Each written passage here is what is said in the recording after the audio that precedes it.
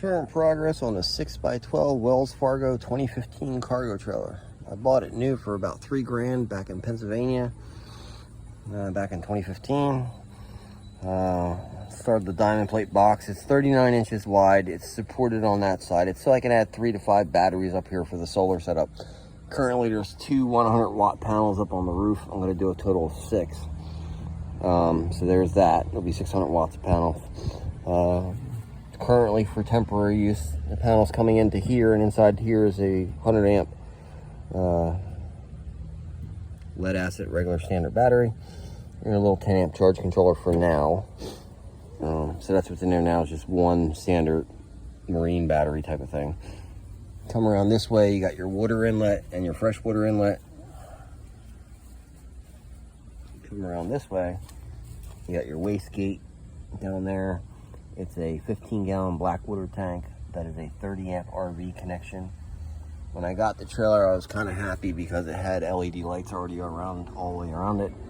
That's the, per se, the black water air trap to let the toxic fumes out into the ozone. It's above roof height, or above, you know, normal walking heights. That's what you want when you're doing these type of things. Standard trailer tires. That 15-gallon tank is up underneath on 2 aluminum L brackets, bolted to the floor and frame. That way it keeps it, so if I ever want to change the tank, I don't have to keep ripping holes in my floor. I just changed, you know, off the L brackets. Coming back around, I did do a 4-pin to 7-pin connector. This trailer does not have brakes, but I did incorporate a brake system on here, so if I ever upgrade the axles to have brakes, it'll have it. And again, it's a 6x12 Wells Cargo with the V nose. Come around this side here real quick. You'll see I left all the factory vents. I put a 13 or 14 by 22 cargo hatch, and I mounted a 5K air conditioner in there, which works out really well for the summertime. Again, it says, it's nice, it has the barn doors, which is what I wanted. Come back around to here. This is a 72-inch door. This is a 6'6" height trailer. This one is magnetic screen things, which is handy. Coming in, I'm going to go right to the left. This is a window I installed. I got it online. This is a standard slider window. I did another screen door on the left side. You'll see for the 5K AC unit, I used AL channel to help reinforce and support the unit while it's on the door. During travel time, this would be removed and set down on the couch, which would normally be here, or love seat. So you see I trimmed it all on with AL, and then these are wing nutted on just for a quick install and removal of the AC. I can pop it back in. You see I installed a deadbolt on the bottom over here to keep the door from being open from the outside. So literally I can open this left side and go in and out freely, which is nice. Put a little swing up table here, like a little morning nook, I guess you'd say. Coming back, we have an outlet over here. There's one over there behind the bed in the corner. And these are your 12-volt LED lights that I did all the way around. CO2 detector, another 12-volt light, 12-volt light in the bathroom. That's buried underneath there is a brand new Dometic RV toilet. That is your vent pipe that I was talking about for the black water tank. Fiberglass 24 by 32 shower tub. It's 12 inches deep. I still got to paint the purple sheetrock, which is the same as green rock, mold and mildew resistant. Come around this side, you see there's the shower head, and again there's your knobs for that, and again it's fiberglass and all that good stuff. Currently I just threw everything in there to make room. It has a vinyl closing wood style door.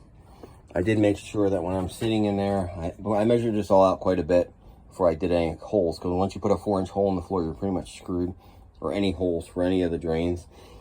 Basically, I made sure I had elbow room when I'm sitting down in there, not to hit my elbows.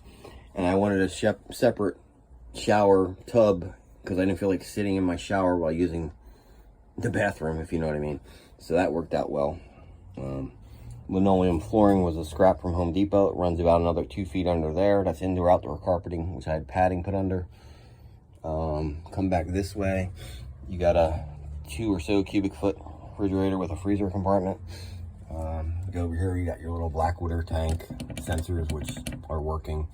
You got an official WFCO branded 30 amp converter, power converter with charger.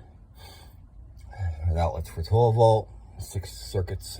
Basically, I labeled all the circuits accordingly. So after that, come back around. I use this I call it doctor office channel to run the power because I didn't feel like ripping all the walls out after I did all the work under there. So you see all the outlets have the same design here going on with the metal channel to protect it. Basically, I used all house wiring, you know, rated for 20 amps. CO2 detector, fun, cool. Again, I got these. I'm gonna change these to LED bulbs. I used some of the leftover fiberglass for a backsplash for this outlet here. This is for the 12 volt RV pump, which is down underneath for the water pump, which is pressure sensitive, which is nice. So once I do have water in here, it's good to go. Bar sink, water. Down here you can barely see, but this is a Bosch 4-gallon hot water heater plugged into its own outlet. You see I use PEX piping all the way around. Back here in the dark that you can't see is basically a 10-gallon fresh water tank. This front panel here is removable with screws. As you can see, there's holes. I can pull this panel off to get to all that with no problem. Behind this panel here is the plumbing panel for like the plumbing for the shower, which is great. And again, everything's set up. This is the solar charge controller I've got to install. I'm probably going to put it up here. And then the voltage inverter is going to go down here to convert from 12 or 24 volts. It's going to go to the 110 so I can run off all solar, all told. Again, it says a solar charger built in, but this is just a short update on a project I started in 2015. I bought the trailer new, like I said. Started working on it. My mom passed away, so I continued working on it. But as you can see, I got outlets every which way. I think I had a total of 5 outlets, and they're all on their own breakers. Under here, there's a breaker and a regular outlet there for the hot water heater, which is on its own. Then you'll see a switched outlet there. That's for its own thing. So, like, there's outlets coming out. And these are those diaphragm-based P-traps that they sell. They're about $25 each, which nice is they're low profile because you see it's like a tube. So the water comes down and goes through a diaphragm and then goes out so the smell doesn't come back. But you don't actually have to have a P-shaped trap so you get more clearance. So that's how that is. And you see all my PEX plumbing with the labeling. So anyway, that's MayHemBike's short 8-minute update on a project that was from way back. I do like the 6'6" clearance.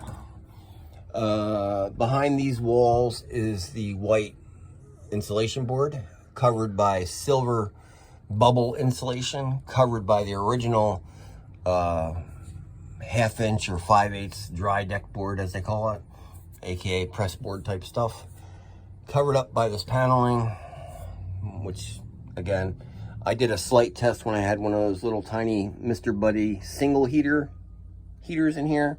It was 16 degrees out, and within an hour it got to be 63 degrees in here, so the insulation works fine. I do have to finish taping it off and doing some sort of ceiling board, you know, those little things. Kind of like a Murphy bed. It's a full-size bed. It flips down, comes out to here. I'm going to lob this center thing off here because it's not really needed. I'm just going to put a bar across here because it's supported on every which way but loose anyway. Cut this one off here. I'm going to put board across, and then this is a folding table that'll fold and drop down like a drop leaf. And then I'll have my 2 little stools and reset. The point is to have a nice little functional thing that still looks half decent. And the screens definitely help. So that's the current status on the MayHemBike 2015 trailer. That's been a long time coming and still in process. Anyway, MayHemBike, stay tuned for more off-road updates on this trailer as we finish it up for our first big trip cross country.